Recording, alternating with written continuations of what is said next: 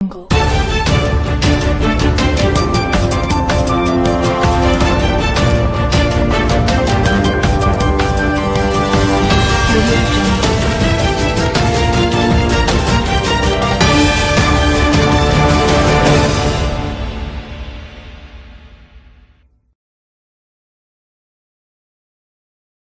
दोस्तों, जैसा कि आप लोगों को पता है आज एटा के हालात बदतर हो रहे हैं।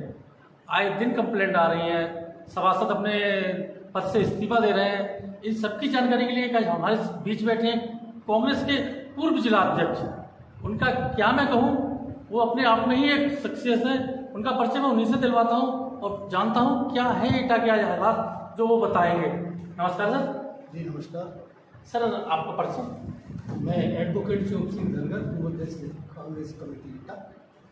जैसा कि साहब आज नगर पालिका को लेकर मारामारी चल रही है, सभासद इस्तीफा दे रहे हैं, क्या कारण है?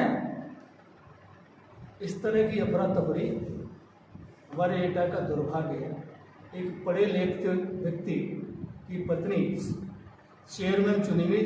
जनता, जिले की जनता, शहर की जनता को उम्मीद थी कि पढ़े लिखे व्यक्ति ही बहुत कुछ होगा, लेकिन जो लोगों की सोच थी वो कुछ ही दिनों में काफूर हो गई और उन्होंने तो एडमिशन लेकर के घर बैठ गए हैं, कॉलेज भी नहीं गए हैं। ये स्थिति है। आज मौसमी बीमारियां शहर में इतनी फैल रही है गंदगी की वजह से, कोई किसी का ध्यान नहीं है। मच्छर बेतहाशा बढ़ रहे हैं। एक दौर था कि मौसमी बीमारियों के आने से पहले मच्छर रोधी छिड़काव हुआ करता था। अब तो कोई छिड़काव की कोई कहीं गुंजाइश नहीं, कोई शिकायत करे तो कोई सुनवाई नहीं होता है। और जैसा कि आपने अपने इनिशियल अनुमोदन में कहा कि आज नगर पालिका के तमाम सभासद पीड़ित हैं, जिनको लोगों ने वोट दे करके अपने विकास के लिए, अपनी समस्याओं का समाधान के लिए चुना, वो खुद समस्या के शिकार हो रहे हैं। और चेयरमैन साहब पे कोई फर्क नहीं पड़ता है, डीएम साहब पे, शासन प्रशासन पे कोई फर्क नहीं है। ये बहुत दुर्भाग्य की बात है। जैसा कि लगभग 2 साल होने को आए हैं चेयरमैन साहब को आज बने हुए, नालियों की हालत भरी हुई है। ये जो लोग जो कहते हैं कि स्थिति गंभीर होती जा रही है, बीमारियां पनप रही हैं, इस पर क्या करेंगे आप? इसका पूरी जिम्मेवारी नगर पालिका की है, नगर पालिका के ईओ की है।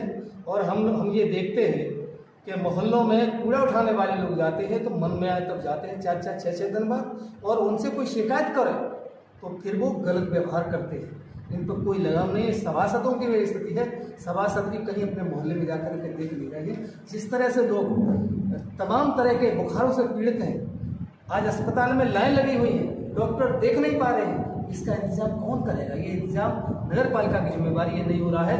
तो ये नगर पालिका के लिए हम सब लोगों को मिल करके ये काम करना चाहिए। और मेरा सौभाग्य है कि आप जैसे व्यक्ति ने इस तरह की समस्याओं को उठाने के लिए मंच तैयार किया है। मैं समझता हूँ इस तरह के मंच लगा करके वो समस्या उठाती रहें तो हो सकता है हमारे जो जिम्मेदार लोग हैं उन पर कुछ असर पड़े।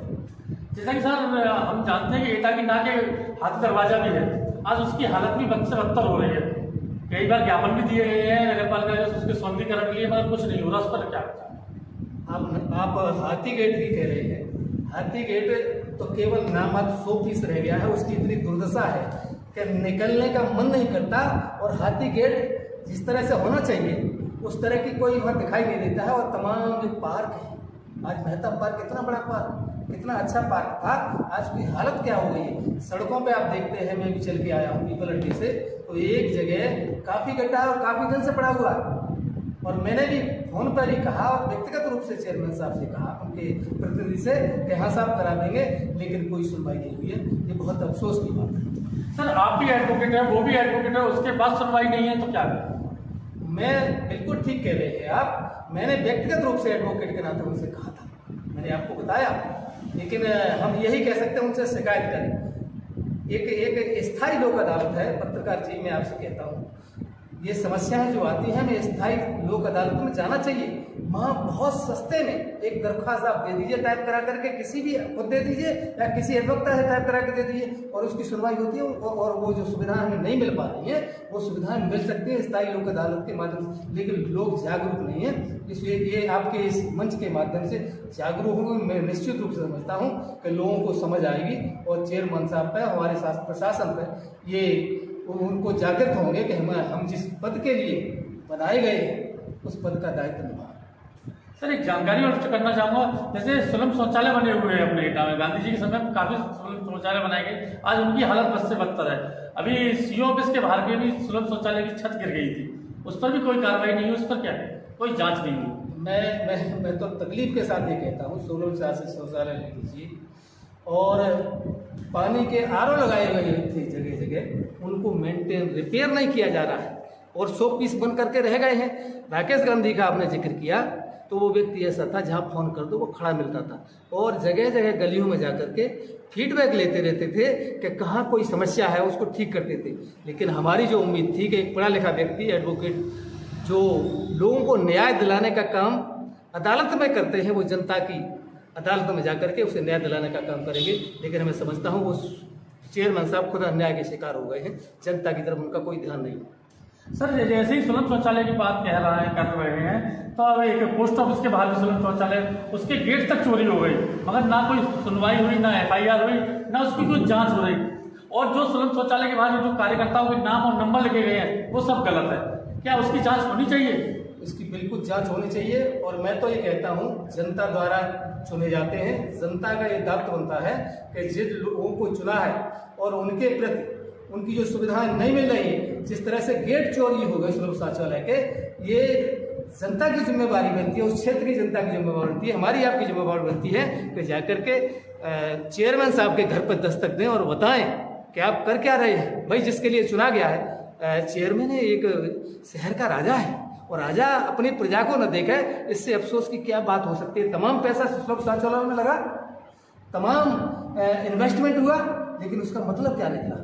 तो ये इस तरह की चोरी हो जाए और शहर में, तो फिर देहात में क्या होगा। तो इसकी जांच होनी चाहिए और ये पर्दाफाश होना चाहिए कि हुआ कैसे और कौन इसके लिए जिम्मेवार है। सर आप जांच की और उसकी बात कर रहे हैं, चोरी की बात की कोई जानकारी नहीं, जबकि ताले पड़े हुए गांधी जी के समय में काफी सुलभ शौचालय बनाए गए और जबकि ज्यादातर 1 या 2 कंपनियों द्वारा ही बनवाए गए, वो सब में ताले पड़े हुए हैं। मेहता पार्क का देख लीजिए, राजकीय इंटर कॉलेज का देख लीजिए, लगभग 99% सभी सुलभ शौचालय बंद पड़े हुए हैं। जब हमारे चेयरमैन साहब अपने घर में बंद पड़े हुए, उनका घर लॉक रहता है, उनको दरवाजे पर जाना चाहिए, लोगों की समस्या सुनना चाहिए, तो वो जो लोग पड़े हुए हैं उनकी बात कौन सुनेगा। इसका मेरी समझ में केवल ये सॉल्यूशन है, जनता उन तक पहुँचे, चेयरमैन साहब तक, EO तक, नगर पालिका तक पहुँचे और फिर भी नहीं सुनवाई होती है तो हम तो वकील हैं, फ्री में बैठे हुए इस काम के लिए आए लोग स्थायी लोक अदालत में समस्याओं का हल हम करवाएंगे। और इसके साथ साथ नगर पालिका पर जुर्माना और लग सकता है कि जिसके लिए तुम्हें चुना गया है, जो सुविधाएं आपको देनी चाहिए वो नहीं दे रहे हैं, इसकी भरपाई करने का आप सभी लोगों ने सुना कि आज वकील साहब ने एक अच्छी बात कही है कि वो बैठे हुए हैं, अगर आपको कोई भी समस्या हो निःशुल्क आपका केस लड़ेंगे वकील साहब। अन्याय के खिलाफ आपका कोई भी केस हो उसको वकील साहब निःशुल्क लड़ेंगे। वकील साहब और भी जानकारी आपसे लेना चाहूँगा, जैसे कि आपको पता है कि कचहरी में जो टंकी का RO वाटर लगा हुआ उसकी टंकियां तक चोरी हो गई थी, आज उसमें पानी नहीं आ रहा। मेहता पार्क में जो RO या टंकी लगी हुई है उसकी कोई देख रेख नहीं है, उस पर आपके क्या विचार है? मेरा इसमें विचार ये है कि सबका साथ सबका विकास, उस नाम पर लोगों को भटका करके सबका साथ सबका विनाश किया जा रहा है। जनता के सेवक न होकर के वो जनता के बन बैठे हैं और जनता का ये जिम्मेवारी बनती है कि अपने सेवकों को बताएगा तो हमारे मालिक नहीं हो, नौकर हो और हमारे टैक्स के पैसे से जिस सब सुविधाएं मिलती हैं वो पैसा जाता कहाँ है। अरे 3 इंजन की सरकार, ट्रिपल इंजन की सरकार है, उसके बाद ये हाल। 3 इंजन की जब सरकार होती है तो कोई इंजन काम नहीं करता है, एक इंजन ठीक से काम करता है और 3 इंजन की तो जब जरूरत पड़ती है, एक इंजन जब फेल हो जाता है। वकील साहब एक जानकारी और करना चाहूँगा, जैसे अभी जिस सभासद ने इस्तीफा दिया है अपना, तो उसने एक आरोप और लगाया था कि पहले 28% कमीशन लगती थी, अब 46% नगर पालिका में कमीशन लग रही है, क्या कहेंगे उस पर?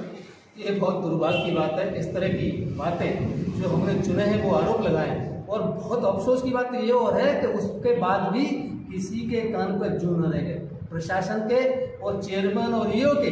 ये बहुत बहुत तकलीफ की बात है। इससे बुरी बात कोई हो नहीं सकती। बाकी साहब, हमारी जनता से, एटा की जनता से आप क्या कहना चाहेंगे? हमारे चैनल के माध्यम से। मैं जनता से निवेदन करना चाहूँ कि देश में प्रजातंत्र है और प्रजा मालिक होती है, चुने जाते हैं, वो मालिक नहीं होते हैं। जनता को समझना चाहिए कि आपने जिसको चुना है उसके पास उसका जवाब लीजिए कि आपको क्यों चुना गया और आपने क्या किया है। ये थे हमारे साथ चोर सिंह बघेल जी, जो एक अधिवक्ता भी हैं, पूर्व में जिलाध्यक्ष रहे हैं कांग्रेस के। आइए बने रहिए हमारे साथ।